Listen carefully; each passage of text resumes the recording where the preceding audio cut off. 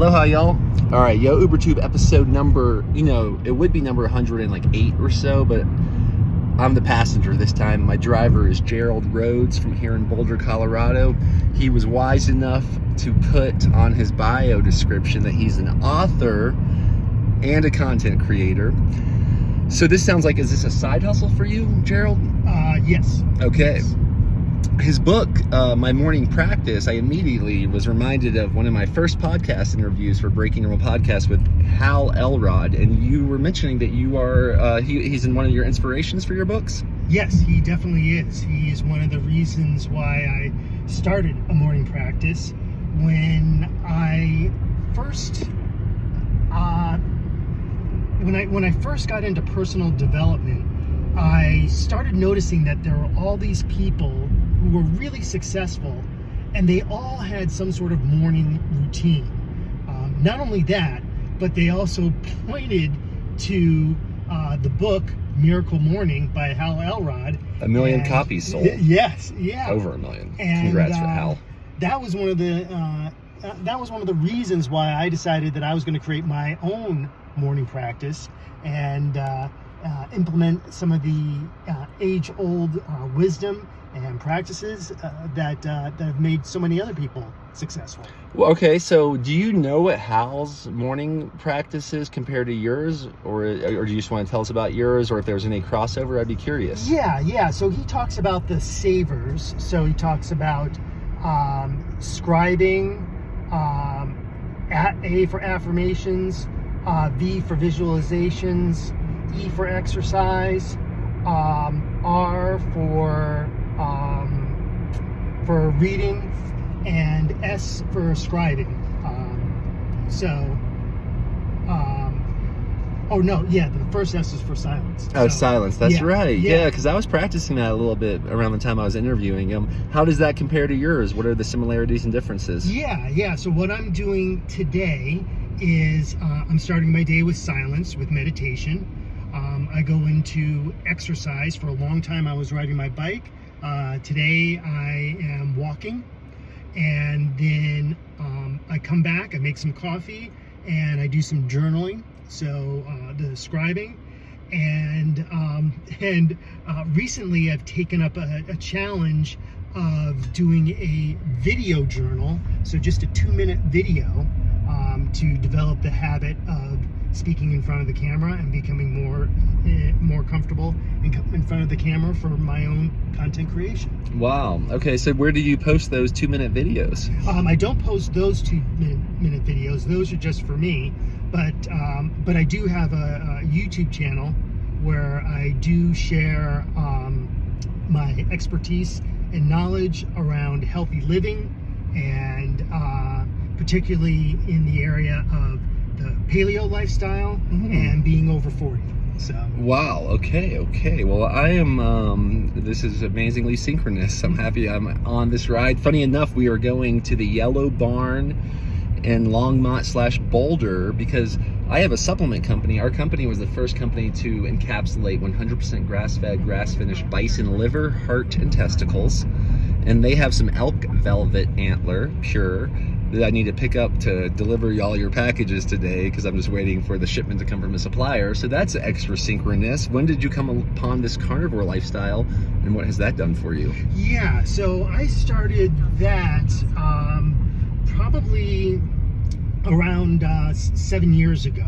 So, and for me, just first and foremost, my body, my gut just feels so much better when I'm not eating processed foods, when I'm not eating wheat, particularly that, bleached GMO wheat, and I really feel like I have, I wouldn't say so much more energy, but a bit more focus. So being focused on that diet transfers into being more focused in my life. Okay. And what were you eating? What kind of diet were you eating beforehand? Anything unique or? So I always like to say that I used to love my sugar with coffee and cream. Okay? So that, that was really, one of the staples of my diet. because as we all know, sugar is fat free, so which is true, but unfortunately it's not the fat that makes you fat, it's the sugar that makes you fat. And that was one of the hardest things for me, was to be able to let go and put down the sugar. I've put down alcohol before. That was comparatively a walk in the park. Wow. Compared to putting down sugar. So, but again, I highly recommend it. It does so much for my mental clarity. It does so much for the reduction of inflammation in my body, and overall, don't have those highs and lows with sugar. So. Yeah, well, what I found in my personal experience is the more animal fat that I eat, the less fat I have in my body. Yes. So I've been experimenting with plant-based diet, particularly plant-based protein powders. So those sorts of things, I'm finding just as much, I want to say, nourishment and satiation as well too. So yeah. Okay, so I mean, I'm going to try to get some broad strokes here for someone that's interested in like maybe following your journey. Is there a way to do that most effectively? Yeah. One of the best ways is to again, subscribe to my YouTube channel. I talk a lot about my journey on my YouTube channel. Getting in touch with me directly. I work with people one-on-one to help them along their own journeys as well, so that they can really come up with a plan that works best for them, that addresses the changes and the goals that they want to achieve. Okay, and that YouTube channel is your name, or? Yep, Gerald B. as in Bravo Rhodes. Yes. RHODES? Yep. Okay, well, how do you like this drive? I mean, I'm trying to keep the background there for y'all, because this is one of the more beautiful drives in Boulder, and we might even be driving by some herds of elk to get the elk antler, which I also find synchronous. How long have you lived in Colorado for? So I've been here in Colorado, here in Boulder County, for over 30 years. Whoa, so, wow. And actually, this is one of my favorite rides, riding out there towards Haystack Mountain, riding along this road, and then out east there is one of my favorite bike rides that I've had the pleasure of doing. So, well, once again, synchronously enough, right next to that mountain, there is a bison ranch. Are you familiar? Have you seen those bison out there? No, I have not. Okay, I think it's more like a breeding operation, but my understanding is the guy that ran the ranch, he got speared by one of the bisons and almost got his femoral artery, so he may have sold them off. It might have been too much for him to handle at his age. Okay. These bison are powerful. Do you eat bison? Yeah, I do. It is delicious, lean, and it is delicious. And then your other books. So you have My Morning Practice. What other books do you have? Yeah, so I've done a book on youth coaching. So that was a project that was very personal to me. I have kids who participate in youth sports. I grew up participating in youth sports, and I think that there is so much room for not only change in youth sports, but I think that youth sports can be a platform for not just furthering your career in sport, but really the foundation for some incredible life skills that everybody needs, no matter what field they decide to pursue. I'm a big believer in that. What's your favorite sports, and do you have your own kids as well? Yep. I have 2 kids. So my son is 14, and my daughter is going to be 16 this month. Oh, cool. So, yeah, and so like I mentioned, I love to cycle. Cycling is one of been one of my favorite sports, and there's such a strong community of cyclists out here in Boulder and Boulder County. But my lifelong love has been skiing, snow skiing. Okay, nice. Yeah, frontside resort skiing.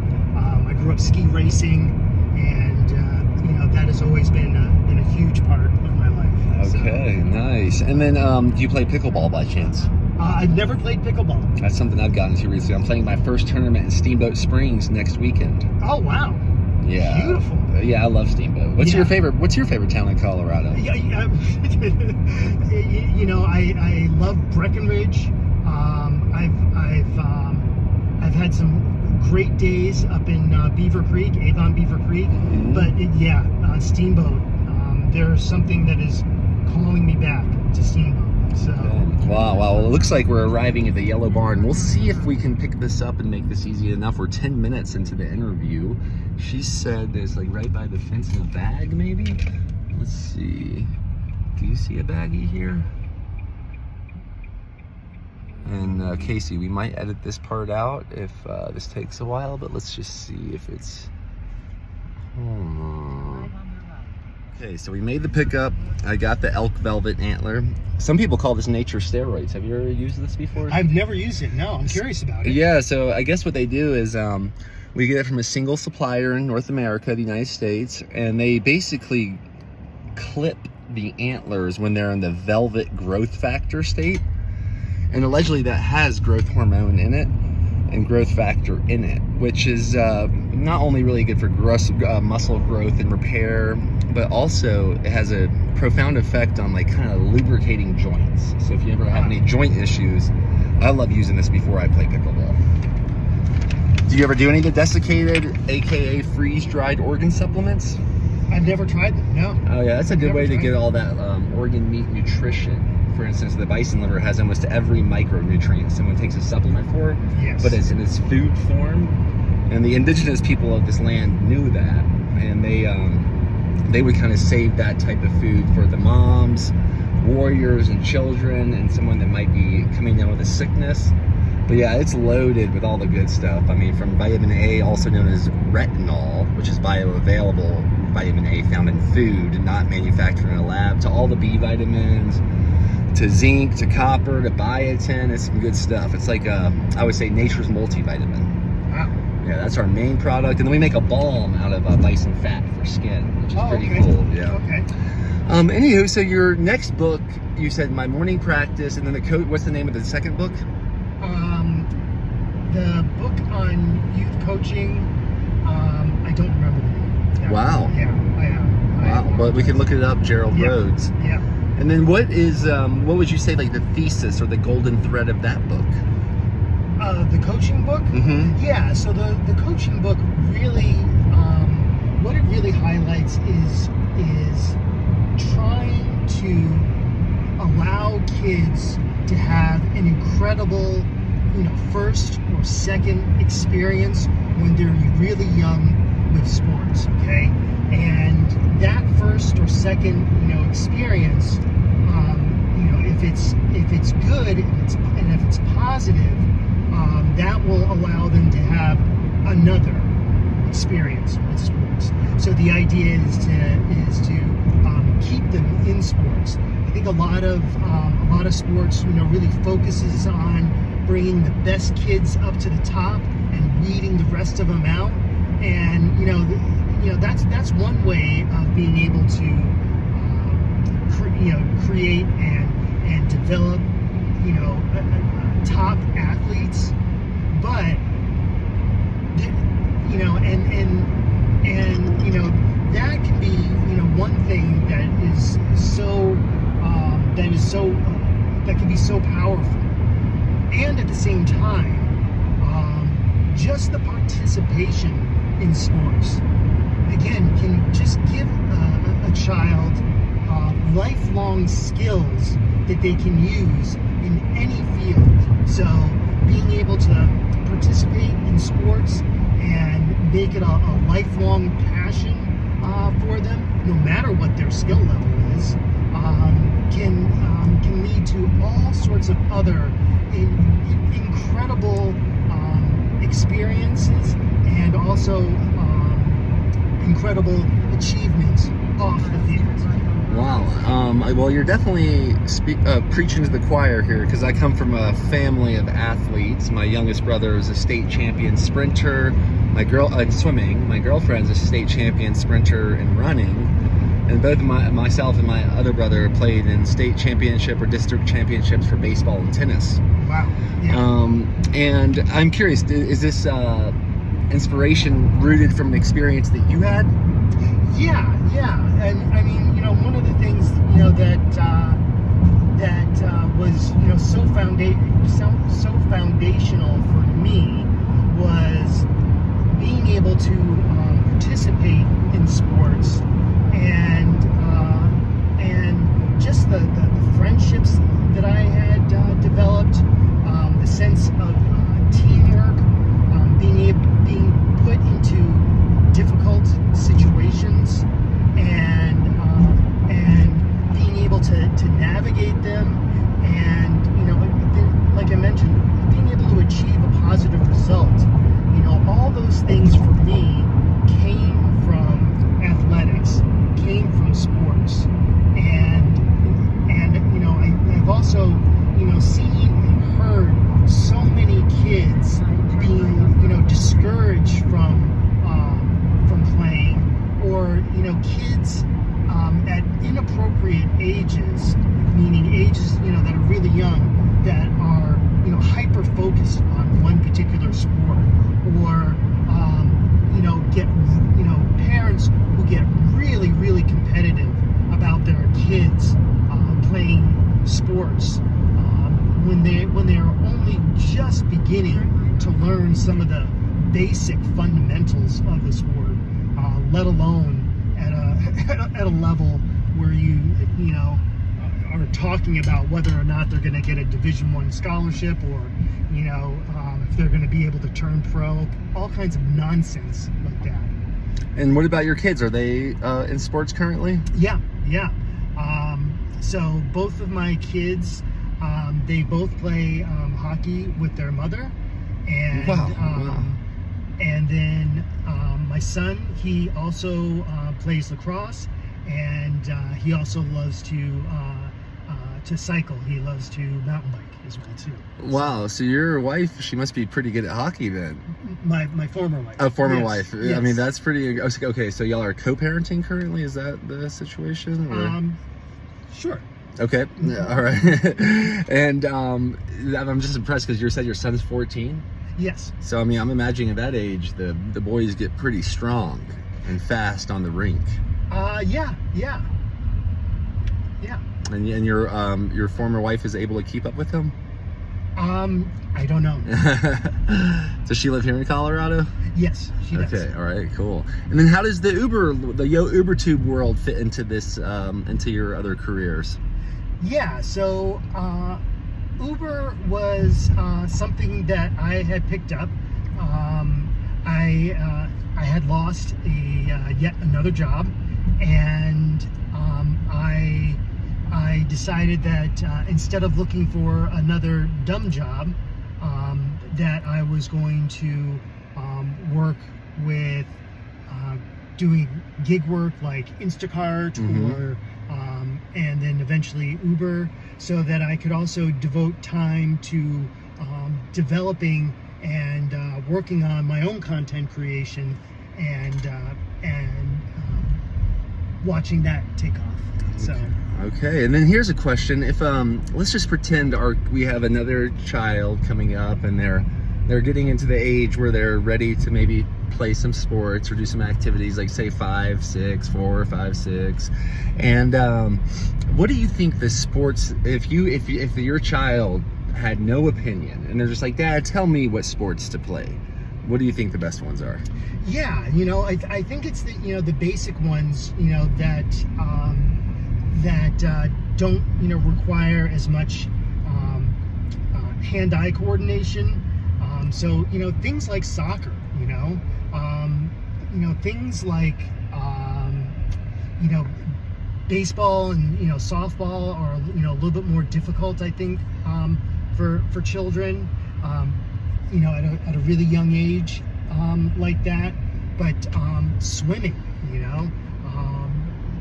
sports and activities, like that, those can be some, great gateway sports, for kids, that may lead to, swimming, can lead to, elite levels of swimming, or it can lead to, multi-sport events like triathlon. Or even being better at surfing. Yep. So yeah, surfing, which is a great activity. Yes, it is.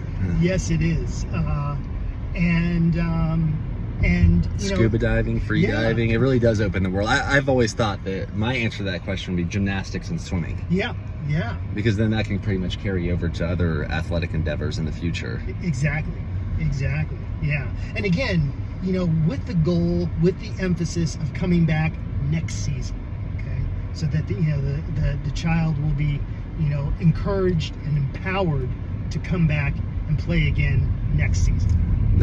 Speaking of entrepreneurial parents out there that are maybe pretty well known, not Hal Elrod, he is one, but have you heard of Gary Vaynerchuk? Yes. I know he talks a lot about the disgrace of like 8th place trophies, and basically encouraging kids to be happy about losing rather than feeling those feelings, and how that's making maybe our world less competitive. And then maybe on the highest level of competition, say in sport, or even if we go to the biological level of a sperm racing to the egg, I believe that the real loving competition is one of the best forms of cooperation. What do you think about this? The competition versus being a bad thing, good thing, helpful, not? Yeah, and look, there is a certain amount of competition that goes on, on any athletic field, any athletic court. And if you talk to some of the top athletes, and you hear them describe, how they approach their sport, and how they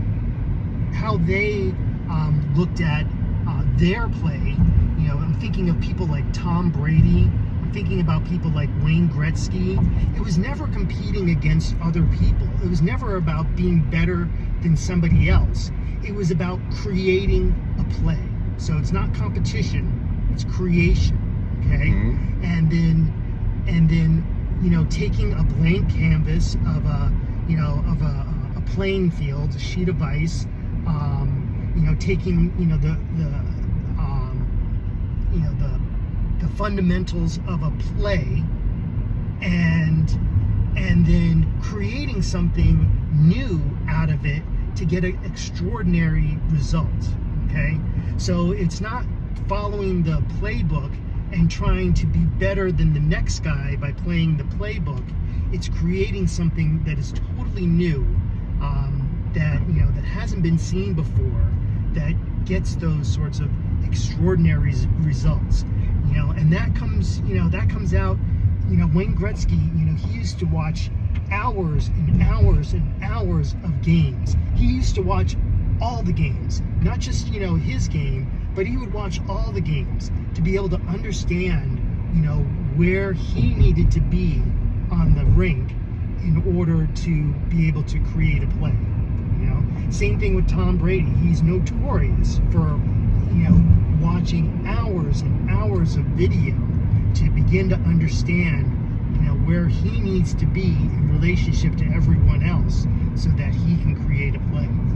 And I think that is something that is so important, a lesson that all of us can take to whatever it is that we want to excel at, and become better practitioners, to become our best selves. So I like how you put that. Well, we're probably about less than 5 minutes from my place. Do you have anything that you want to make sure that you would want to share that I have not talked to you about?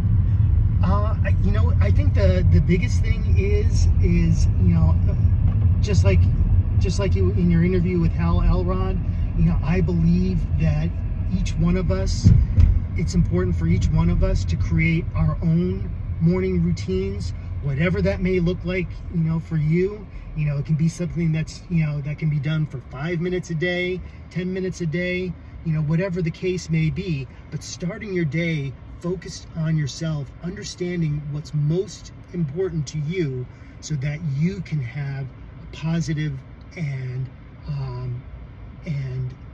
incredible impact on the people that you love the most and that depend upon you the most. Okay, well, I love that, and I'm happy I got you today once again. And I think you mentioned one of your books are on Audible out there that maybe other drivers that might want to listen to. What's that one? Yeah, that's the book on youth coaching. Okay, Absolutely. great. Yeah. All right, great. Yeah. Did you read it yourself? Yeah. Nice. Yeah. So, You have a good voice. What? And then, do you do a podcast or any other kind of work? For right now, it's just my one YouTube channel, but I'm looking to create another YouTube channel here in the near future. So Nice. And then, do you drive all around Colorado, or just in Boulder, or how do you do it? I try and stay in Boulder as much as I can. Yeah, So, me as well. Yeah. Especially during game day. Yes. Do you do yes. Lyft as well? Nope, I just do Uber right now. So. Yeah, I've found that sometimes by having both apps, like if I neglect one, sometimes they'll come at me with a big bonus. Oh, Like for okay. instance, my brother does the same thing in Georgia. Every once in a while, he does some Ubering and lifting, and then he didn't use Lyft for a very long time, and then they offered him $1,000 in 3 years if he gave him 3 rides in a row. Wow. I know, it's like almost worth having. And another cool perk of that is I could send you my Lyft link, but if you hit a goal, then I get a bonus Yes. too. Yeah. I love hacking these gig work opportunities. It's like amazing what people can do just with the power they have in their fingertips with phones these days. It really is. How do you deal with the phone world and this technology that's arguably, especially now that we have like ChatGPT and other AI on our phone, how do you deal with that with having a 14-year-old and 16-year-old kids? Do you have rules or parameters around that, or they have free range? How does that work? I give them free range with that, but from what I see and from what I witness with them,